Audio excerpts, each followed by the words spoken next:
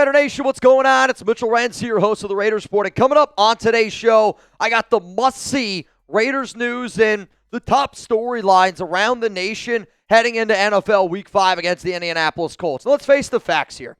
When you're a Raiders fan, you want the Raiders to sit back and be like, I want them to look at how that Chicago Bears game went. And I want them to be able to learn from it. Also, though, you got to be able to have that short memory because you're 1-3 going on the road up against a 3-1 team. I need your focus to be on Indianapolis, and I need you to be able to take down the Colts because this is a must-win game. I literally think that your season is on the line, so we got to get going in the right direction, and it starts today. But we're going to go through the top 5 biggest storylines here. The first storyline that I have, and it's going to be around Geno Smith.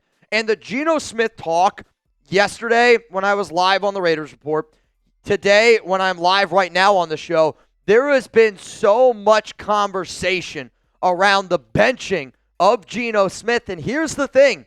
I think the conversation is only going to get louder because there is a chance that Aiden O'Connell can return to play. So he has been put on short-term IR, which meant he's got to miss a minimum of 4 games. So technically, he is eligible to come off IR Week 5 against the Indianapolis Colts. If he comes off the IR, he basically gets a 3-week window to get out on the field. If he's unable to get out on the field in that 3-week window, then he's done for the season. But obviously, Aiden's not going to be done for the season. Here's what I know about the Raiders fans, though. The Raider fans are not sold on Kenny Pickett because they don't know him yet. And the amount of people that were screaming from the rooftops that Aiden O'Connell is a better quarterback than Geno Smith is eye-popping to me. I don't blame people for being frustrated with Geno because of how bad he's been. I'm frustrated with Geno Smith too. Do I think that Kenny Pickett or Aiden O'Connell is better than Geno Smith? I do not. But you know what? This show isn't just about what I think. This is going to be storylines that I know a lot of Raider fans are going to be talking about. And if Aiden O'Connell is able to come back and play, there will be, I'm telling you right now, lots and lots and lots of Raiders fans begging Pete Carroll to start Aiden O'Connell at quarterback. So this is going to be the pinned comment on today's show. It's the number one question that I want you to answer. Who should start at quarterback if all 3 of these options are healthy? Geno Smith, Kenny Pickett, or Aiden O'Connell? My answer coming up here after this YouTube ad break. It is so clearly Geno Smith, and I can't iterate that enough. Geno Smith is going to be the Raiders quarterback this season. Probably going to be the Raiders quarterback next season unless he keeps playing as bad as what he's playing. But the Raiders also went out and they traded for Kenny Pickett. So if this is a Kenny Pickett or Aiden O'Connell conversation, they're going to go with Kenny Pickett over AOC. And they decided to pay up even a little extra because of the AOC injury, but also because they wanted a better backup quarterback due to how bad O'Connell looked this entire offseason. Let's go to storyline number 2 here around the Las Vegas Raiders, and let's talk about Lonnie Johnson Jr., because is he ready to come back from injury? Johnson had a broken fibula, and I don't know if it's a hairline. I don't know what exactly the injury was in terms of how severe it was, but when Johnson went down, every single person around the nation thought his season was over. The Raiders ended up putting him on IR. He has the ability to return from short-term IR this week. I don't think it's going to happen, and I don't really think it's going to be something that if I'm the Raiders, I'm really rushing to make happen. Do we need extra help in our secondary? Yes, obviously, we need extra help in our secondary. However, though, I don't really think Lonnie Johnson Jr. fixes our free safety problem, which we clearly have. And, you know, we don't have somebody right now in our secondary, when you look at the depth chart, that is truly a free safety. I feel bad for Isaiah Paul-Amal because he's just clearly not getting used in the correct way, and it's really impacting, I think, his growth as a player overall. But for Johnson, when you look at how they were using him before the injury, they were using him as the big nickel, and they were using him as a potential starter. The Raiders do a lot of safety looks. They do a lot of big nickel, and I think when Lonnie Johnson Jr. comes back, it's going to help out on special teams, no doubt about it. It's also going to help out just having some of that extra depth, if you will. He's a good run stopper, so maybe that would help going up against the Indianapolis Colts that are going to be a team that runs the football a ton. But I'm looking at some injuries, and we're going to talk a lot about, and I mean this, a lot of injury talk today, because Lonnie Johnson Jr. does have the ability to come off short-term IR if he's healthy and if he's able to do it. I don't think it's going to happen, but it is going to be something that I think that we need to look at as Raider fans because he does give us more depth and he does help our defense out a little bit. Here's also what I always am going to ask, and I know I've been asking a lot from all y'all recently, and I've been saying recently, don't give up on the Raiders Report. Well, don't give up on us. I want this to be the #1 Raiders show in the entire world. Obviously, I do. I do this for a living, but we're getting close to 205,000 subscribers. We need 137 more to do it. I hope that by the time I go live next here on the Raiders Report, we have hit that number. If you believe in me, if you believe in the Raiders Report, if you believe in Raider Nation, I hope you hit that subscribe button because I guarantee you this, you will become a smarter Raiders fan. Let's go to the third storyline here. Going in to Week 5 against the Indianapolis Colts, it's the Kolton Miller injury news. And if you don't know it already, I am still waiting for the severity of how long Miller is going to be out. It is confirmed that he has a high ankle sprain. We do not know how many weeks he's going to be out at this current moment that I am filming this video. If I had to anticipate how long he's going to be out, I'm going to sit up here and go, I think it's going to be 6 to 8 weeks. I think at the absolute earliest that you see him is Week 9 against the Jacksonville Jaguars. And I say that because when you look at the schedule, obviously he's not going to play this week. And the fact that the Raiders have that Week 8 bye, the Week 8 bye is why I am confident you're not going to see him return before that Week 8 bye. Why would you risk the injury to your left tackle who's had past ankle injuries throughout his career? College, NFL, it's continuously happened. So to me, I think the possibly earliest that you're going to see Kolton Miller is Week 9 up against the Jacksonville Jaguars. Coming up next here, though, let's talk about some offensive line options that I think that the Raiders could really try to roll out. I'll be real with you. I don't know if I like any of the options that I'm going to mention, but the 3 options that you're going to see are the options that I believe are the most likely to happen for the Silver and Black. Before I get into the Raiders offensive line options, because we got to figure out what to do in the trenches after losing Miller, today's show is sponsored and powered by Prize Picks. You and I, we make decisions every single day, but making the right decisions on Prize Picks can get you paid. And I don't want to miss any of the excitement this season with our sponsor, Prize Picks. And it's simple to play. Just pick more or less on 2 to 6 player stat projections. If you get your picks right, you can cash in and win up to 2,000 times your money.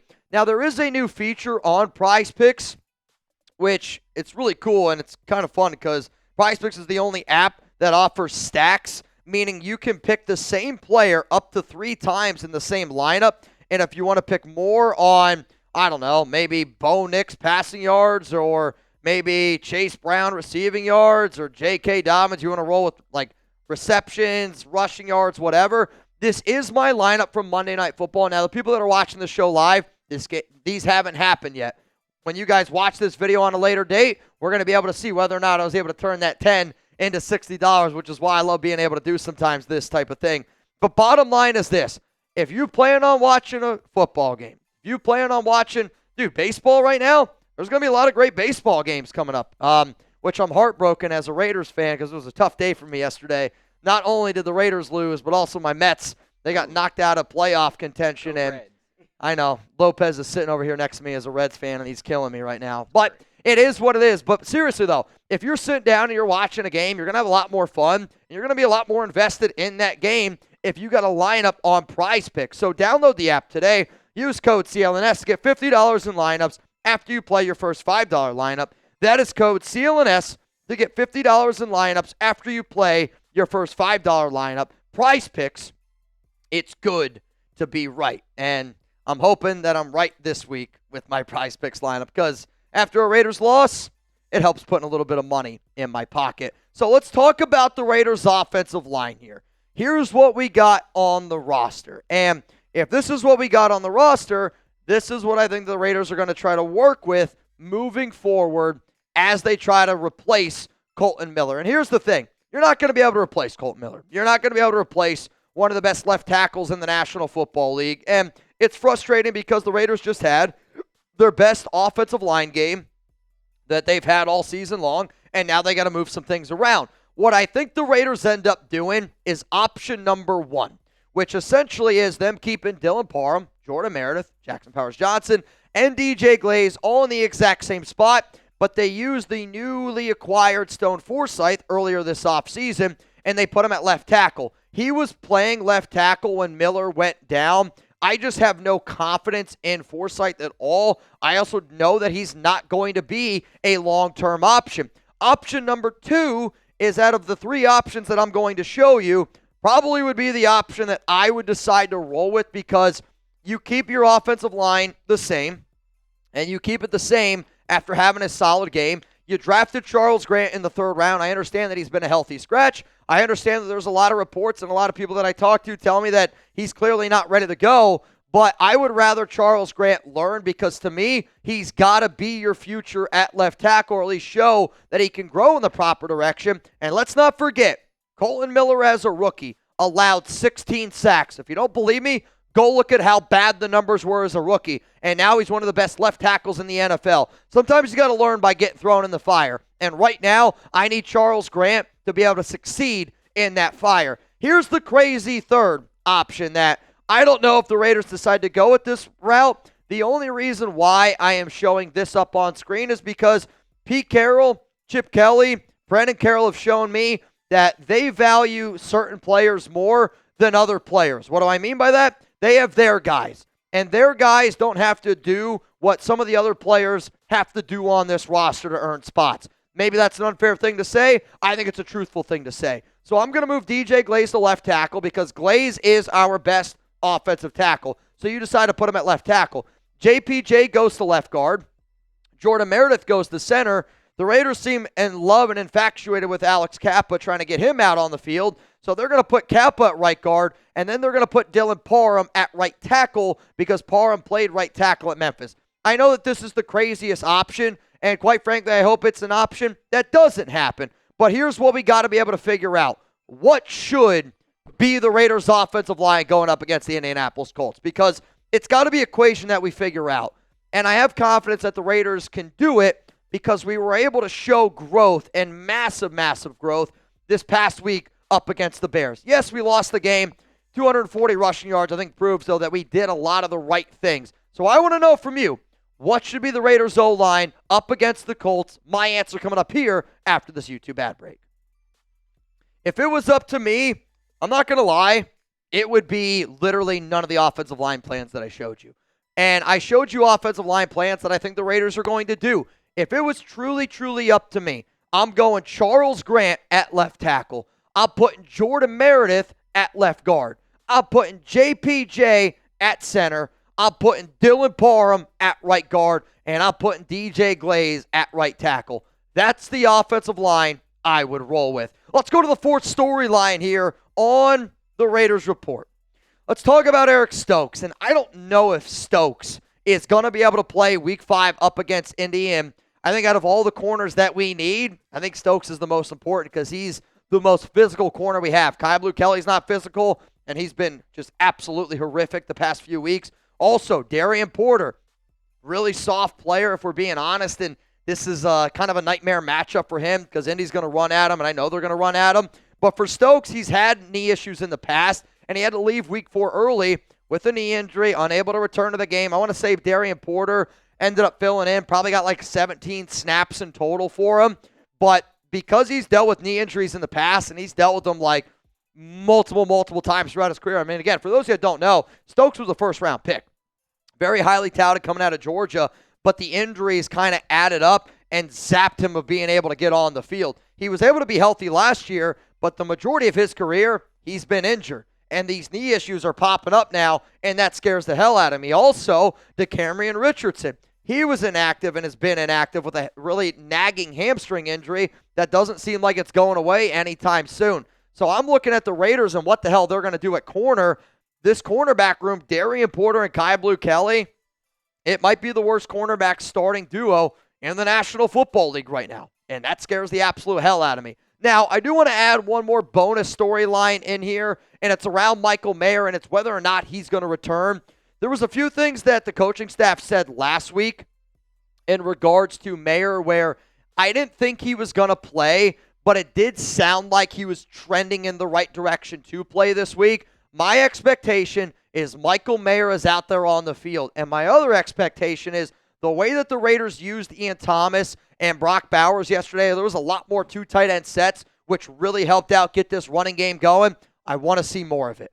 And if we're injured at certain spots, I don't even think it's a bad idea to use Brock Bowers as a wide receiver, use Michael Mayer and Ian Thomas then as that two tight end set. Because what we got to be able to do, somebody else besides the name of Brock Bowers, Jacoby Myers, and even Trey Tucker has to start becoming a more focal point in the receiving game because we don't have another option besides those guys right now. Let's go to the fifth and final storyline going into the Colts game. Can Ashton Jeanty do it again? Can Chip Kelly get Jeanty involved again? I mean, 3 total touchdowns, 6.6 yards per carry. It was a absolutely positively unbelievable game. But with the injury to Kolton Miller, with the shakiness of Geno Smith, if I'm the Raiders, I'm sitting back and I'm going, I know the plan was to throw the ball and to stretch the ball down the field with Geno, but I think now the game plan's got to change up a little bit. I don't want to see any more pistol formations. I want to see Ashton Jeanty standing up like Michael Myers, and I want him running through some other effing faces. If we got to be that physical football team, let's find a way to do it. But to me, with the injury to Kolton Miller, I think that this just means we have to trust Ashton Jeanty, and we got to trust Geno Smith a little bit less. I think 20 carries a game, 20 touches a game is what number 2's got to be around. And you showed, when I say you, Jeanty, showed that when you give the right work and you get the right play calls and you actually get some space, you can do some pretty flippin' unbelievable things. And I'm wondering if Ashton Jeanty could do it again, because he needs to be able to do it again if we're going to get a win against Indianapolis. If y'all don't know my schedule, I am going to be live today, later on, depending on when you watch this video. Live always from Monday Night Football. Live every single Tuesday. We're giving away the Ashton Jeanty helmet, 4 p.m. Eastern time. And then I'm live for every single Thursday Night Football show. And if you don't know, hit that subscribe button, turn on those notifications, and always be ready to rock and roll here on the Raiders Report.